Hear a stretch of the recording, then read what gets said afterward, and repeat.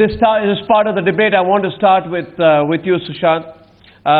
Sushant, if you look at the words which have been used, and I want to begin by saying this, that at this point of time, the consensus exists. I don't know about political consensus, Sushant, because it's far more complicated.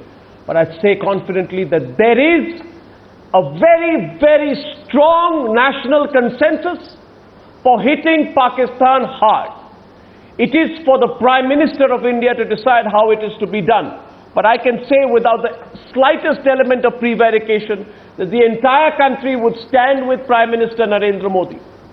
The entire country would stand with Prime Minister Modi, whatever he decides, as long as it is some form of punishment of Pakistan. I don't know about the more complicated political consensus, because in seeking for nuance out there, we lose the meaning of our own actions. But Sushant, that's my point of view. Now the expectations have been raised, Sushant. Look at the words there. Disrobe those playing mischief. Words of the MOSPMO. Not acting would be cowardice. Ram Madhav, days of strategic restraint are over. Rajnath Singh, declare Pakistan a terrorist state. And even stronger words from Arun Jaitley. So within the government and among the people, we get a feeling that they're about to act. The question is how? Should we go around looking for a political consensus that may never come, Sushant? The Prime Minister has obviously knows that the country is with him. He must act immediately. Sushant, what do you think? Look, number one, this is a work of fiction, this business about political consensus. I think the Prime Minister has to lead from the front, and then the consensus itself gets evolved. But the bigger problem really, even for example, if you have a political consensus of taking some kind of an effective action against Pakistan, my question is how long will such a consensus last? 2 or 3 days down the line, another story will come up, and then, those guys who are in the woodwork right now, the pseudo-liberals as you call them, the ones who want engagement with Pakistan, and, that entire bunch, they will start crawling out of the woodwork, and then, they will start peddling their lines. The Harsh Mandars of this world and the Arundhati Rais of this world will come out of the woodwork. All gone into hiding, by the way, Sushant, each and every one of them tonight. Can I intervene to say this, Sushant? All of them, each and every one of those pseudo-liberals, each and every one of them, Sushant, have gone into hiding. Some of those are saying, let's not articulate our views now. They are hiding behind the veneer of restraint because they have been exposed tonight, Sushant. I just wanted to make that point. But that the Prime Minister, Narendra Modi's views on strategic affairs are extremely strong. The Prime Minister has never been guided by these pseudo-liberals. No, absolutely, he hasn't been, but there has been a pressure of sorts which has been created, and we have these voices. You know it better than I know it. The bigger problem, however, to my mind is that the government today might put in place a set of policies which are going to punish Pakistan. Of course, some of them will be immediate, some of them will be medium term, some of them will be long term.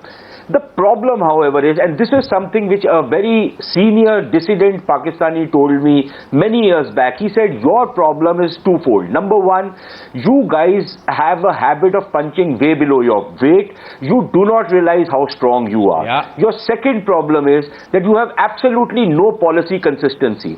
Now, if, for example, 3 years down the line, there is a change of government in the center, you can be rest assured, whoever comes in will want to reinvent the wheel and go back to wanting to reach out to Pakistan, engage Pakistan. Look at Pakistan on the other hand, and out here we must give the devil his due.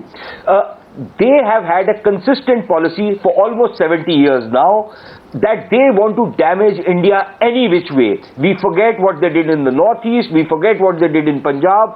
We very often, even in Kashmir, for a lot of years, we've forgotten what they had been doing out there. We've forgotten all the terrorism they spawned in this country, and their one-point agenda is to damage India whichever way they can. That policy consistency has created a situation where they have built up their networks, they have done all sorts of things and managed to get away with it. What is our policy consistency? Every new man who comes into office wants to go back and wants to reach out to Pakistan until he gets rebuffed and he understands what has happened. And I'm not sure that whoever succeeds Mr. Modi, as and when that happens, might not actually start doing the same thing. Once you get around that problem, then whatever policies you put in place today will be successful. Now that is something which, and then you have to understand one thing, that while India is striding tall on the global stage, we cannot ignore the fact that Pakistan is something which is dragging us down. So we must at the same time bring all elements of national power to cut Pakistan down to size. If that means breaking up Pakistan, if that means pushing Pakistan into failure, if that means whatever that means, we have to bring all elements of national power, which means not only soft power but also hard power, not only diplomacy but also economy, not only military but also covert warfare. We have to bring in everything that we can bring to bear and punish these guys and punish them really hard.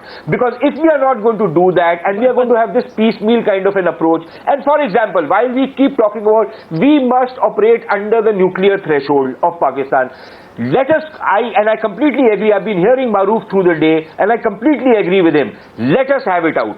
If this is the language the Pakistanis will understand, then let me quote the great chairman Mao, who told the rest of the world that if you use nuclear weapons against us, we might lose maybe 400 million Chinese, but 200 million Chinese will be left to make a greater China. So I say this to the Pakistanis, that you want to try using nuclear weapons against India, try it out. Maybe 500 million Indians will die, but the rest of the 500 or 700 million Indians will make a much greater India without the millstone of this Nasur of the world, this cancer of the world, Pakistan on our border. So I think we need to start talking the language. I was also hearing General Jaswal and I completely agree with him. We need to start doing some nuclear saber-rattling of its own, because this is the lesson of Kargil. If in Kargil, and if you remember in the initial days of Kargil, the pressure was on Mr. Vajpayee that please, you are the nice guys, why don't you show some restraint, why don't you back off? It was when he showed the resolve that he's going to throw each one of those Pakistani rats out of the Kargil heights, all those jihadis out of there and all those jihadis in uniform or in mufti, that is when the world opinion shifted in our favor. So unless we are resolute in action, the world is not going to stand with us. And finally, before the Home Minister of India says that Pakistan must be treated as a terrorist state, my question to him is, what does he propose to do about it? What will India do to paint Pakistan as a terrorist state? What action will India take on its own to say that Pakistan is a terrorist state and we will not deal with it, that we will impose our own set of sanctions against it, for whatever that is worth, because that is a message that will find resonance in the rest of the world. But if we keep expecting that the Americans will come and do it, the British will come and do it, then I think we are barking up the wrong tree, which means that a week from now we will have forgotten about it like we did with Pathankot, and we'll go back to working on the same old wages. Sushant, the problem, if I can come in, and I will give you, I will let Maroof respond to that, Maroof. A lot of people tonight want to hear what you say, Maroof. But before that, I just want to go across to 4 of our other panelists also and then come across to you, Maroof. I just want to make a couple of small interventions. I was listening to this. See, you are aware, Sushant and Saurabh, that I feel the moment of inflection, where Prime Minister Narendra Modi is now deciding the nation's approach vis-a-vis Pakistan, was when the Prime Minister spoke from the ramparts of Red Fort and mentioned Baluchistan. When he said India is with Baluchistan, that showed absolute clarity, that showed the necessary aggression, and that is a Prime Minister speaking who knows that the people of this country are with him as far as this issue is concerned. Secondly, you saw exactly what happened in Parliament, and I'm sure Prime Minister Narendra Modi, Saurabh Shukla, I want you to go next. I'm sure Prime Minister Narendra Modi is wise enough to understand that you don't need Rahul Gandhi or Sitaram Yechury's permission to decide your policy vis-a-vis Pakistan. You decide your policy on the basis of your clear thinking. So I believe the Prime Minister has the numbers, Saurabh. The Prime Minister has the individual strategic clarity, and the Prime Minister on this subject has the public support. If these three things are clear, Saurabh, then what is the need to waste time? Yeah. Saurabh Shukla going next into the debate. Saurabh, why should we move with any iota of defensiveness anymore? Arnab, here is a Prime Minister who's got a national mandate. Here is a Prime Minister who has clarity of thought. He now needs to use his executive decision. There has to be multi-pronged approach to punish Pakistan. This is what Narendra Modi has to do. This is what country expects from him. You cannot let our brave soldiers die every day. You cannot have this cancer of terrorism on our borders every day. We are living in lingering fear of violence and terrorism from Pakistan. And Prime Minister is capable. The way things have, the problem with us has been inconsistency, and I agree with Sushant on that. The problem has been that every time we have an attack, we talk about it for a couple of days, then we forget about it. Because the even the world, we cannot expect anybody else to fight our battles. If we aspire to be a global power, if we aspire to be a big power, we have to think and act like one. And this is what is the Prime Minister's moment. We have had enough restraint. We have done enough of things. He has gone ahead on the path of peace. He has given the hand of friendship, but that has been reversed by Pakistan. Clearly, the Pakistani military establishment thinks that India is too weak to respond, and this is the time to do it.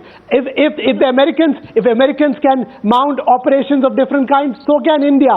Idea is you have to take the time of your choosing, make sure that these terror swamps are exterminated. That will send a bigger message to them, because these terror ayatollahs who are sitting in territory of Pakistan and who are provoking 1 billion people think that they can get away with it. This is the Prime Minister who can do it, and I think this is the moment for Narendra Modi to realize that he can go down in history as a Prime Minister who was decisive, and who took action against this scourge of terrorism. Arnab? Absolutely, absolutely. I'd like to get all other panelists, by the way, feel free to come in, General Arora and Sushil Pandit, as well as Dr. Santosh Mehrotra. But just to underline that point, I think the Prime Minister is aware of the support that he has right now. You don't need Sharad Yadav to tell you what to do. You don't need Rahul Gandhi to tell you what to do.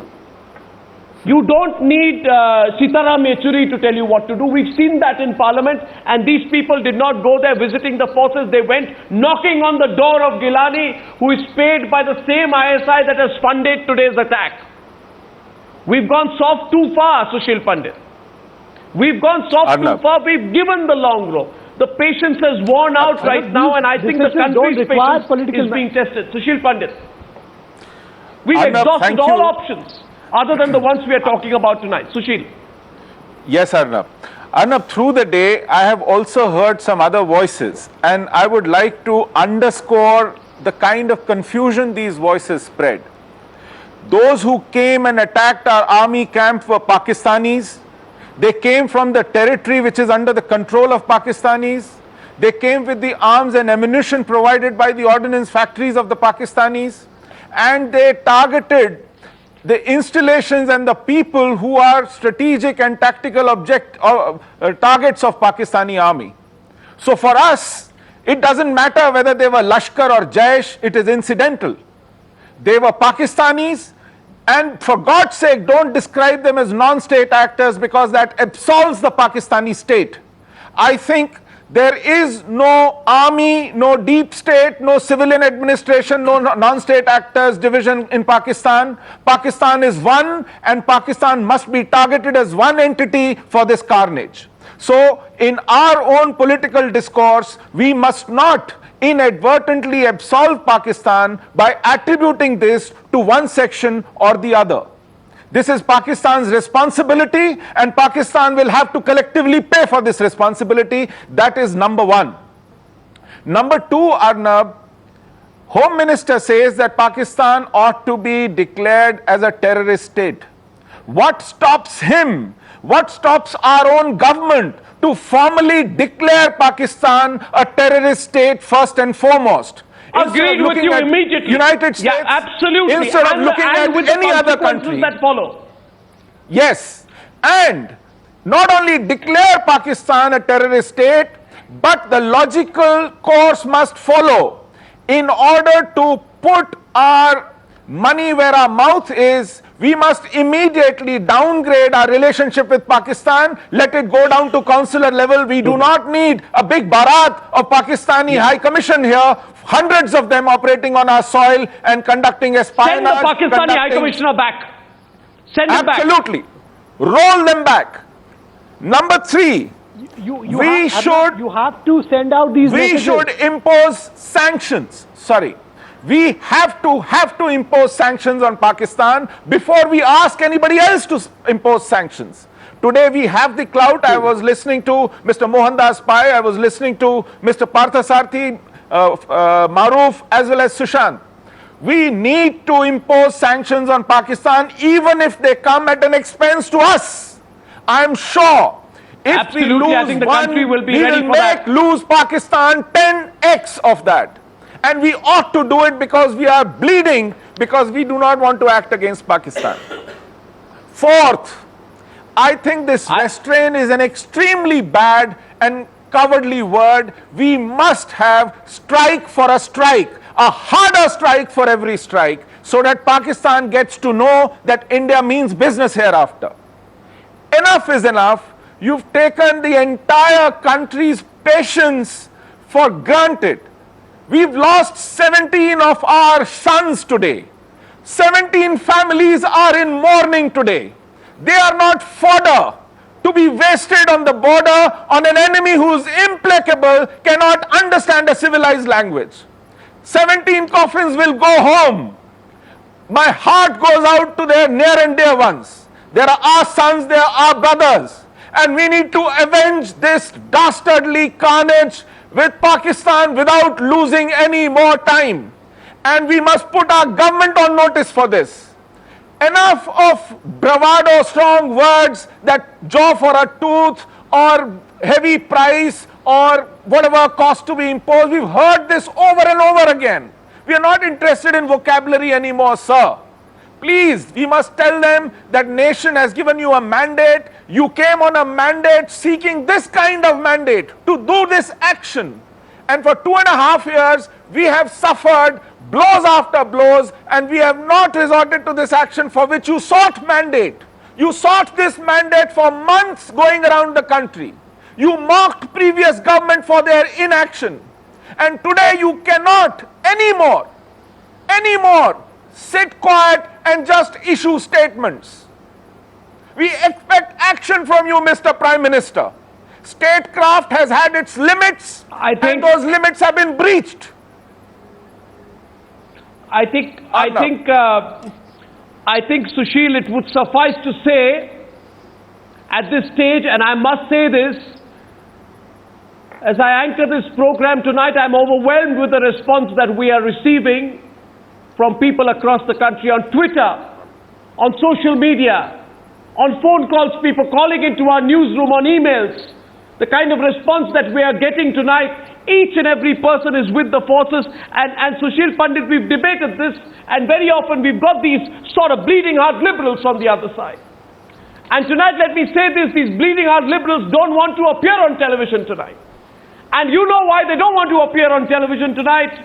They don't want to appear on television tonight because they are worried. They are worried that the way the national mood is, they will not get their 5-star seminars in international locations anymore. They will not be out there in their wining and dining champagne circuits funded by God knows whom. They will not get an opportunity to go on foreign junkets, to go to some Swiss resort and discuss how to build peace with Pakistan. These same people will not have their American university fellowships arranged by God knows whom for talking this rubbish about engaging Pakistan. These people are irrelevant tonight, Maroof. Absolutely irrelevant tonight, and so they've gone into hiding tonight. So they've gone into hiding. But if I may add to what you've said there, Sushil Pandit, and I feel very strongly too, and every Indian does, 17 soldiers getting killed, 30 getting injured is not a small matter anymore. It involves national interest, and those who compromise national interest must be called out tonight. Maroof, before I come to you, and I know a lot of people across India want to hear you tonight, Maroof, And the kind of views that Sushil and Sushant Sareen have put out comes from the heart tonight, and that's why those bleeding heart pseudo-liberals have gone into hiding. They don't have the guts to take you on tonight. That's the fact. I add to that, Ravi Arora, before I come to you, that I want zero tolerance for Pakistani proxies on Indian soil. And that's what I mean by it is that it's time to isolate all Pakistani proxies who undertake Islamabad's project on Indian soil. We have to be ruthless, General Arora. We have to be ruthless in crushing the Pakistani sympathizers because you know, Saeed Ali Shah Gilani is a Pakistani proxy. Yasin Malik, who goes, shares stage with Yafiz Saeed and then comes back and stays here on Indian passport, he's a Pakistani proxy. No more long rope to these fellows. Proxies like Mirwais Omar Farooq, who believe that people like terrorists like Burhan Wani are part of some godforsaken struggle and call them symbols of resistance. These are Pakistani proxies as much as Asia Andrabi, who believes that Burhan Wani gave a new life to people and that security forces are bloodthirsty. Asia Andrabi calls the same forces who martyred their lives defending the nation and the land on which she lives bloodthirsty. It's time to call out these Pakistani proxies, and if you agree with me that time has come to call out the proxies and enough is enough, then please raise your voice on India with forces tonight. General Ravi Arora, please. General Ravi Arora. I'm coming to you, Mr. Professor Mehrotra, after that. General Arora, what do you think? What are the best options to us now?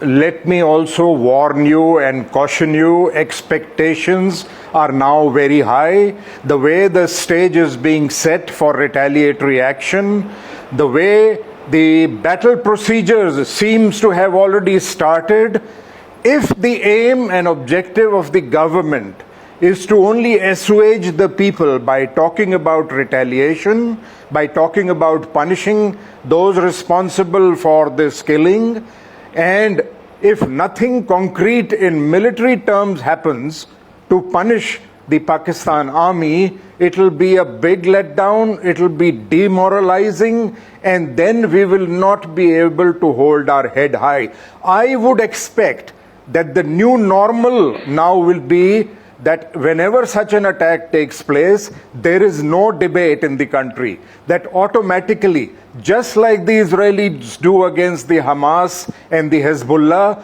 automatically every instance of a missile being fired or a mortar being fired or a suicide bomber coming into Israel and setting himself off will see automatic retaliation. That will be the new normal, and that's what we expect to see.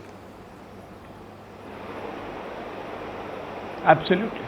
Now, along with that, the blockade. Maruf, I'm going to come to you on that because expectations are high and the kind of comments that have come in from the government, from the ruling party are very, very strongly worded comments. Expectations are also high because people feel very strongly and there is a feeling that this has gone on for far too long. For the number of casualties that have been incurred today, for the blatant manner in which this progresses and the frequency with which this happens before every UN session.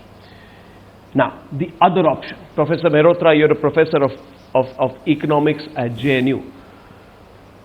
Can we push for a lockdown on the border and an economic embargo against Pakistan? How much will this hit them? We want to cripple them. We want to bring them on their knees. What can we do? We've talked about military and diplomatic options. Economically, what can we do? Well, unfortunately, the levers in our hands are rather limited. I'll explain to you why.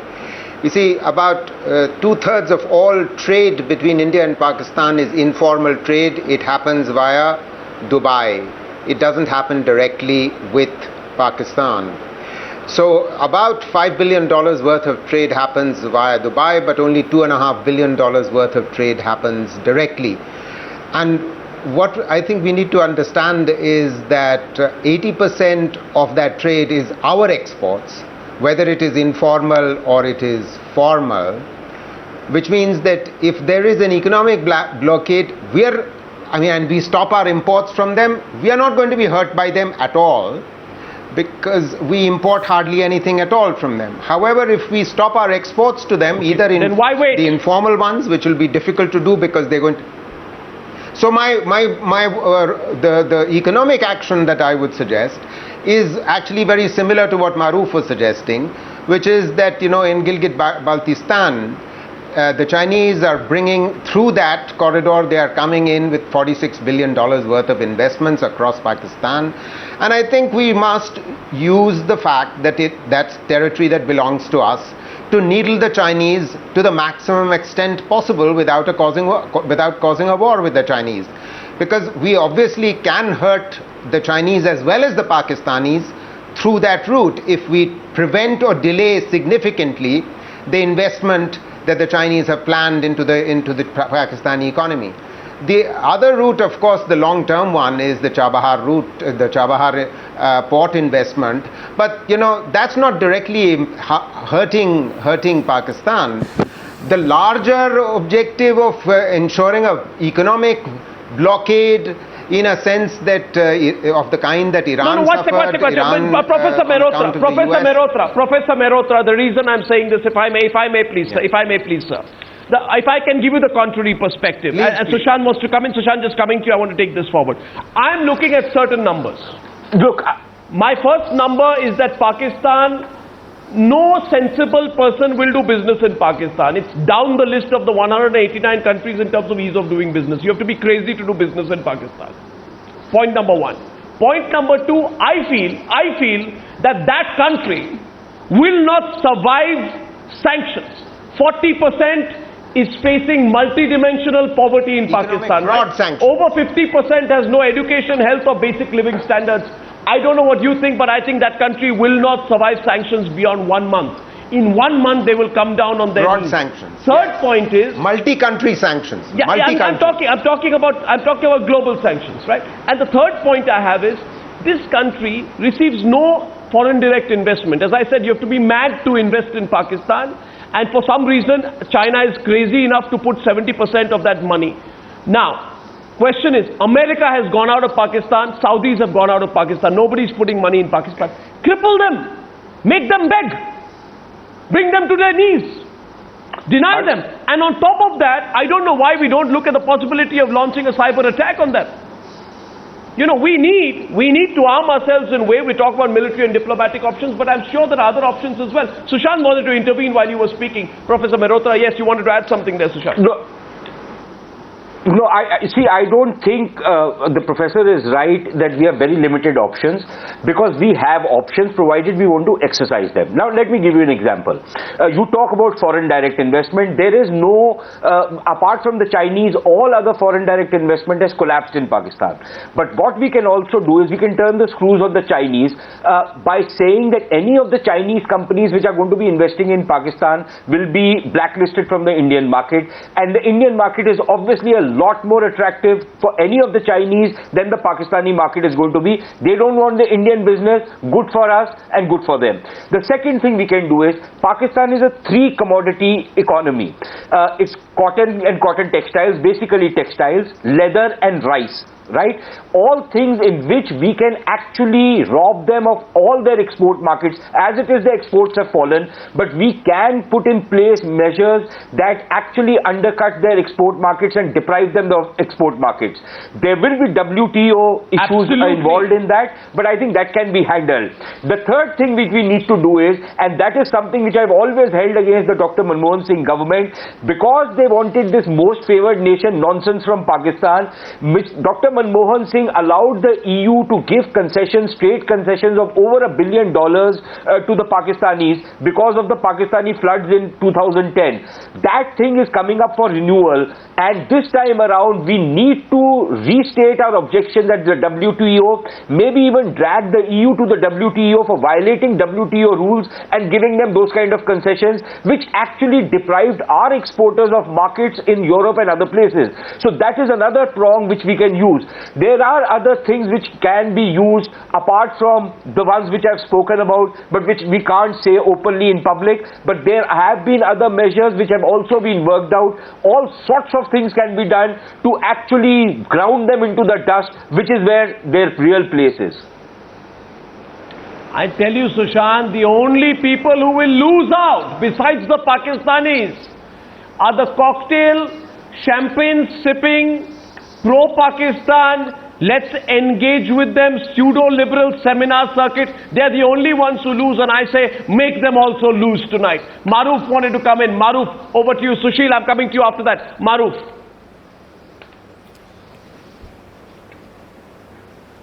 Arnab, there are a lot of very, very important points have been made by all your distinguished guests, and I mean, I agree with almost all the points they've said. And the problem of coming in so late is to try and still keep the focus of my thoughts and try and come up with something new. But let me put in a few points. The first point to understand is that economically, Pakistan, as Sushant Sareen has brought out, can be cornered in even more ways.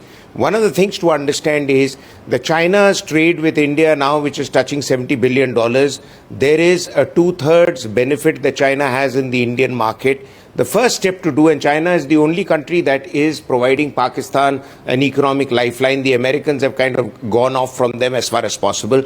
And China has made Pakistan its biggest arms market, and therefore from being a large importer of weapons, China itself has become the 5th largest exporter of weapons, and it exports all the military hardware into Pakistan under the promise that Pakistan will keep needling India, so keep India out of China's agenda in Asia. But then you spell out the riot act to China. You want to do business with India? Then you stop business with Pakistan, or take all your investment into Pakistan and see it sink down the black hole that you call the One Belt, One Road initiative, that the CPEC, which Pakistan seems to be promising China the moon, but I know in reality it's not going to happen. The second point to understand is that as far as Pakistan saber rattling about nuclear weapons goes, one of the things that India, as Sushant Sareen has brought out, I've been bringing out, everyone else has brought out, that call their bluff, but more importantly, tell the Americans that we are calling their bluff. And if you feel so strongly about a nuclear holocaust in the world, then you come in and spell out the red lines that should Pakistan use it, then it will receive a kind of retribution and a response from America that will drive it to Stone Age. Pakistan was shivering in its pants when Richard Armitage said that to them, and Musharraf himself admitted it to me in that interview when he said that we had no choice but we had to abandon the Taliban that we had created because America put us on notice. So America can still have leverage on Pakistan. The third point to understand is there are two other issues we haven't yet talked about. We are signatories to the Indus Waters Treaty with Pakistan. If Pakistan doesn't behave, threaten to call off the treaty, I don't know why it has sustained itself over the last 4 to 5 decades since 1960s, because many in India feel that we must honor the treaty, even if we have to keep taking the coffins of our soldiers back home. You know, we must honor that damn treaty. The treaty be damned. We are losing our people, and we've lost thousands of people, as was brought out by Anand and your other anchors earlier in the day, that we've lost thousands of soldiers, citizens and others because of Pakistan-sponsored terror. And we still want to honor that damn treaty because we want to be the nice guys in the international forums. Now, the next point to understand is Pakistan has lost the battle in Siachen. And I've heard many bureaucrats and diplomats tell me that we should not raise this point politically and diplomatically because it will open a Pandora's box. What damn Pandora's box? We are losing so many citizens and we are still worried about Pandora's box. Don't we realize that we can rub Pakistan's nose in the snow and tell the world that this army of Pakistan is a bunch of paper tigers? They can sponsor terror. They can't fight wars with real soldiers on those high altitudes. They couldn't fight with us in Siachen. They couldn't fight with us in Kargil. And believe me, when we have the next confrontation on the LOC, we will give them such a bloody nose that they are going to remember 71 all over again. And let me tell you two other points, Arnab. The point to understand is that those in India, in the political establishment, who oppose the strong measures if Mr. Modi takes, then Mr. Modi must be able to call their bluff. And this channel should be able to help the Prime Minister by going out and getting a public opinion poll and ask the Prime Minister, is this BJP-led coalition more of a benefit to him in J&K so that he doesn't upset PDP by going along with their line? Or is it more important to go with public opinion? Because the next election is going to be decided by the people of India, not by his coalition partners. And finally, and most importantly, the Prime Minister and the government must understand that the people of India very rarely give their consensus for something. And I think the call has to be taken now. The hour of reckoning has arrived. Absolutely. And any of those people who oppose collective action against Pakistan, they must be declared persona non grata in the Indian system. And those in Kashmir who call for the removal of the Armed Forces Special Powers Act, to a start, do away with the security cover that you give to Jilani and his gang. Do away with the privileges for these guys. Let them feel what it means to live like ordinary citizens in Kashmir. Let them face the Let them get their children back into Kashmir. And then we will talk to them. Talk to them like they are seditious criminals. Don't talk to them like VIPs. And for heaven's sake, throw the Pakistani High Commissioner out. Absolutely. Absolutely, I agree with you. Scale down, I would say terminate. Terminate all diplomatic ties with Pakistan. Throw out the High Commissioner of Pakistan. Call their bluff. And I think that's what General Arora also referred to when he said public expectations are high. I not only second what Maruf is saying, I say call their bluff. Call their bluff, knowing fully well, General Arora and Sushant Sareed, that we have the capacity to hit back and put the fear into the Americans as well this time. Because the Americans fear conflict, let them know that we are perfectly capable of escalating it. We have borne on our shoulders, General Arora, far too long the responsibility of maintaining the peace in the subcontinent. And because we have borne that load, the load is being put on to us till our shoulders have started bleeding. So General Arora, I think I agree with Maruf there, call their bluff, call the Pakistani bluff once and for all. Let's see how far they go and let's see what they can do. General Arora. And there is no need to repeat the mistakes of Operation Parakram. There is no need to deploy on the international borders. Let's restrict it to the LC. Absolutely. Because beyond the LC is our territory. And as far as Parakram goes, that's right. As far as Parakram goes, we deterred ourselves from taking action. There is no need for those kind of mistakes. We are strong enough to take action against the Pakistanis if they venture into some kind of foolish adventure across the international border. Absolutely. So I have 5 more minutes, so I'd like Saurabh to come in. Saurabh, before you come in, I have the list of equipment recovered from the Uri terrorists. I just want to share it with our viewers. State-of-the-art global positioning systems procured from Pakistan. I'm just putting this out. Detailed maps of the valley, marked out by the Pakistani military quite clearly.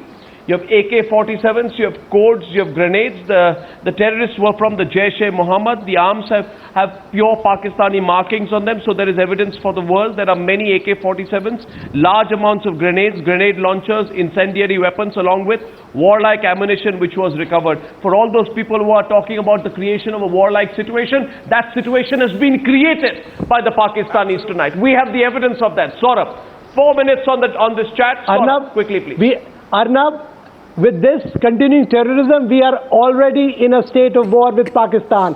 It's just a case of semantics here. Let's not mince any words. Let's cut the crap and let's tell the world that this country is terroristan. This country does not believe in peace. This country has to be exposed. Sushma Swaraj has to go to the UN with a single point approach to say that Pakistan is a terrorist state. And I agree with my fellow panelists that we have to, whatever we have said, we have to now follow it up. Second thing, the elite in Pakistan, they have business interests, they have interest in textile, in steel. All the countries, be it UAE, be it Saudi Arabia, be it the US, they have levers, and today we have enough levers with them.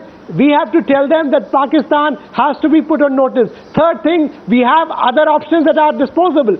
If America can do it, so can India. We should not be waiting for a political consensus which will never come. These are tactical actions which have to be authorized by the Prime Minister and the security establishment. They should not be waiting for any political consensus. That should be done.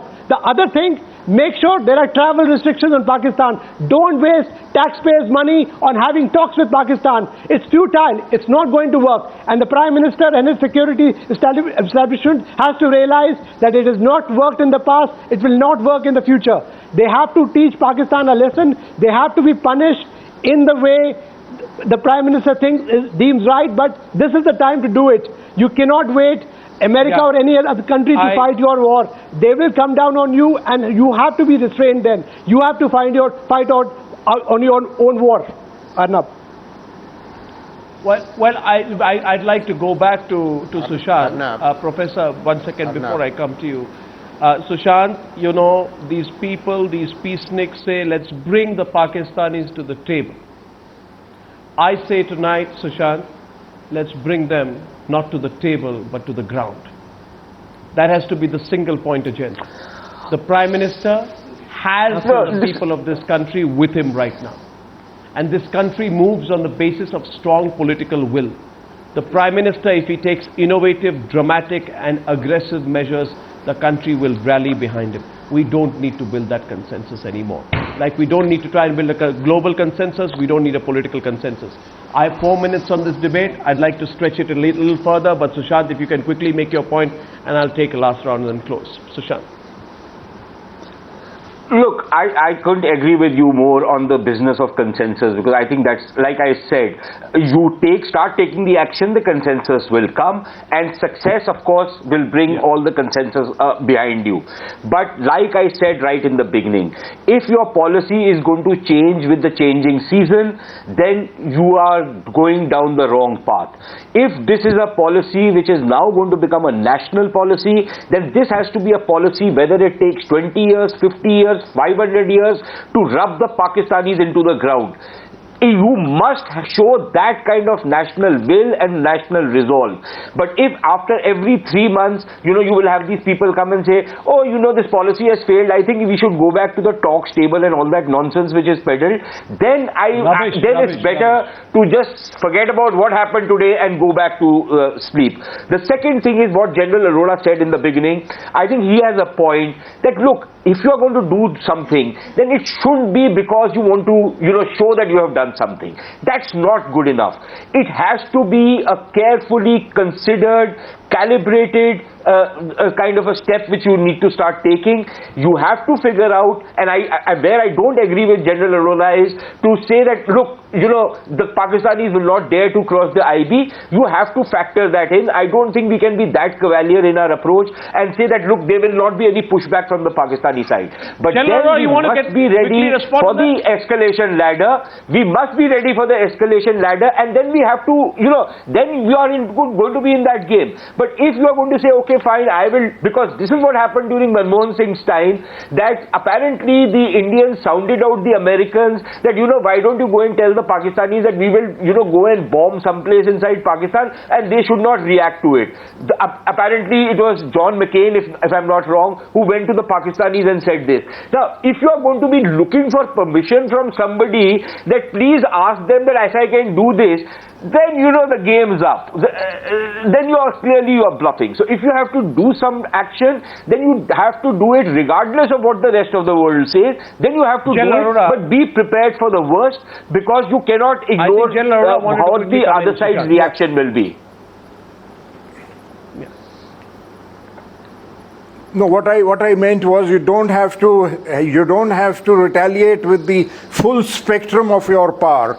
You have contingencies of various levels which we can start with and gauge the reaction and hit them proportionately to what they have done. And it should be the norm now. There is no need for every time to debate whether we should take action, whether we should cross the LC or punish them from our side of it. Yes. The Sushil Pandit disagrees. Maruf, I'm going to end with you. Sushil Pandit disagrees. Yeah, I'm forgetting the point on which you said you disagreed. No, I said while he was saying, you said proportionate. We have different levels of retaliation. You disagreed with that point. I disagreed with the fact that you cannot always be looking over your shoulder and checking the caliber of the fire. If we are out there to squash the enemy, then so be it. Even if it is slightly disproportionate, we need to finish the problem once and for all. And number two, if isolation is the word for Pakistan, then we must start at SAARC level itself. Just 2-3 days back, I saw the news where our Prime Minister is supposed to be visiting Islamabad. I suggest that we call all heads of the states within SAARC to New Delhi, throw Pakistan out of SAARC, and then start into other multilateral forums like elsewhere and start creating pressures on Pakistan. Yeah. We need to build the consensus within SAARC to start with. From Professor Mehrotra, and before that I'll close with Maruf. Professor Mehrotra? Yeah, I just want to make two very quick points, Arnab. I think Maruf is absolutely spot on. We know that China is the only really major friend that Pakistan has. So economically, if we want to hurt someone and hurt any relationship, then it is the economic relationship between China and Pakistan. I would make only one other small point, which is the one that Maruf made about the Indus Valley. If we were to sort of violate that treaty and stop the river flow, we may risk a retaliation from the Chinese. They're already squeezing us on the Brahmaputra. If they squeeze us any further on the Brahmaputra in retaliation to the Indus, to our action on the Indus River, then I think it will hurt us much more. Maruf, quickly. Maruf and Sushant disagree. I'd like to start with Maruf first. Yeah. No. Sushant Sareen also disagrees. Who would like to go first? Maruf is responding. Two quick points. Can I just say on this issue of the waters? Two quick points. If I may. Okay, Sushant, Maruf, before you come in, can I get Sushant and then Maruf? I'm closing with you after that. See, on the waters issue, on the Brahmaputra, I think it is very clear that almost 70% of the water actually flows into the river from the Indian side. So yes, the Chinese, if they're going to build any dam, but also remember, where will the Chinese build a dam? Because if they're going to build a dam and then going to pump water upstream, then it doesn't make sense, because how you will expend more energy in pumping water upstream than what you will create by making a dam. So I think there are certain limitations to what the Chinese can do on the Brahmaputra, and even if they are going to stop the water, I think 70%.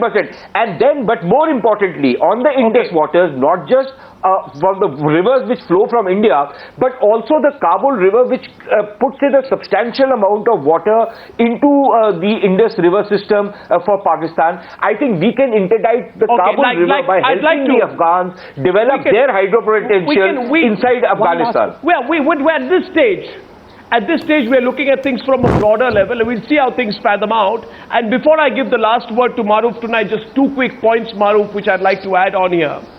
You know, Sushant made a point, Maruf, about the need for tough action. I say tough measures cannot be an intermission. We treat tough measures as an intervention. Big terrorist strike, tough measures. And then a long period of engagement.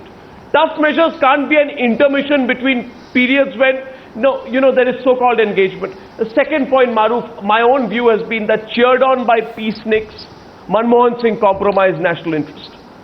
Many people say that I'm too hawkish when I say that, but that's the reality. He was either cheered on by peaceniks, or that was his own view, and he compromised national interest on multiple occasions. Now everyone's looking at the Prime Minister. Everyone's looking at the Prime Minister right now, and the window globally to act is now. I'd like to give you the last word, Maruf.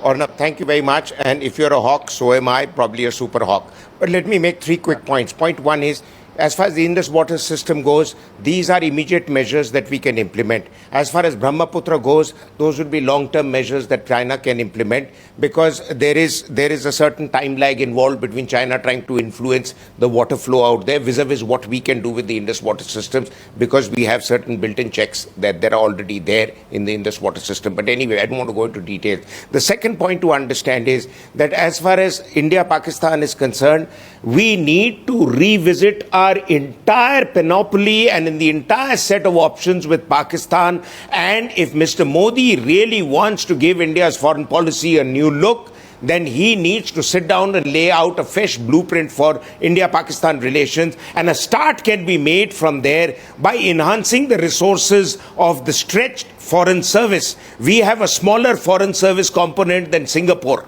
So we have to get more people in, more people supported by the government to go out and spread India's message to the world that we are pushing our own card. You are either with us or against us. Yes, Speak sir. to the Americans Yes, and others sir. in the language they understand. And finally, and most importantly,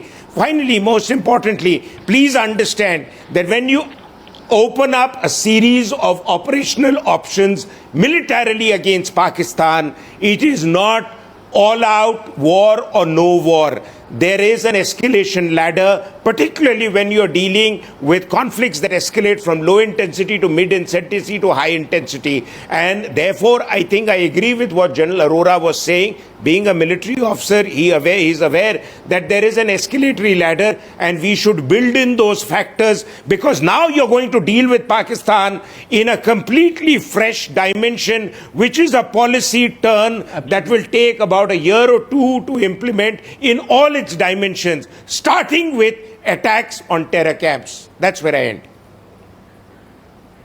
Well, Maruf, I thank you. I thank you for staying on. I thank each one of you for participating in this debate. I think country feels very strongly. I think everyone's thoughts tonight are with those brave soldiers who have attained martyrdom in today's terrorist attack, and those who died. And our thoughts are also with those who are injured and with our brave Jawans. The time to respond is now, and the response is to be quick, and the response is to be very, very strong. I thank you all for joining me on this special episode this Sunday evening on the News Hour Tonight. Thank you, ladies.